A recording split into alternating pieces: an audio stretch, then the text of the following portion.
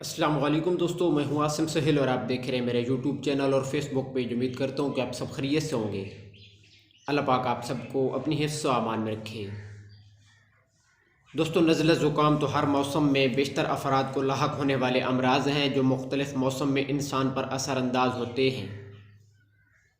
اس میں زیادہ تکلیف دہ بنانے والا عنصر گلے کی سوزش بنتی ہے، جو کہ بعض اوقات کھانا نگلنا بھی مشکل بنا دیتی ہے۔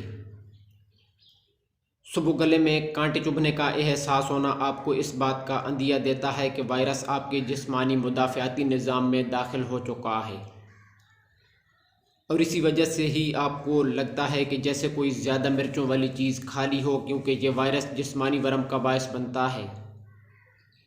خصوصاً ٹانسلز یا پھر گلے میں سوزش اور ورم کا باعث بنتا ہے۔ یہ جلن کا احساس آپ کو کئی روز تک برقرار رہ سکتا ہے۔ تو دوستو، سب سے پہلے دار چینی ہے۔ یہ ایک ایسا مصالحہ ہے کہ جس میں اینٹی آکسیڈنٹ کی کافی زیادہ مقدار پائی جاتی ہے، اور جب گلے میں سوزش ہو تو یہ بلغم بننے کی مقدار کو کم کر کے سانس لینا آسان بناتا ہے۔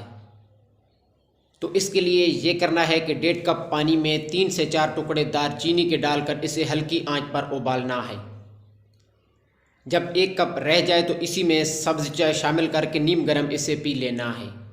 اس کے علاوہ ادرک نظام تنفس کے لیے مددگار ثابت ہوتی ہے، جو کہ ورم کش خصوصیات رکھتی ہے اور بیکٹیریا کا مقابلہ کرتی ہے۔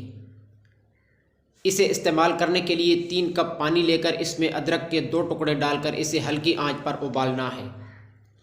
جب پانی 1.5 کپ رہ جائے تو اسے اتار کر اس میں 1 چمچ شہد ڈال کر نیم گرم پی لینا ہے۔ اس کے علاوہ شہد اور کلونجی کے تیل کو چائے میں ملا کر پینے سے بھی گلے کی سوزش میں آرام ملتا ہے۔ تو اس کے لیے 1 کپ چائے میں 1 چمچ شہد اور 3 سے 4 چمچ کلونجی کے تیل کو شامل کر کے نیم گرم اسے پی لینا ہے۔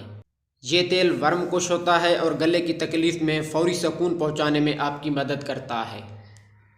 اس کے ساتھ ساتھ لہسن کے 2-3 ٹکڑوں کو 1 کپ پانی میں ڈال کر اسے ہلکا سا ابالنا ہے، اور نیم گرم ہونے پر اس کے غرارے کرنے ہیں۔ لہسن کے غرارے کرنے سے منہ میں موجود خراب بیکٹیریا کا خاتمہ ہوتا ہے۔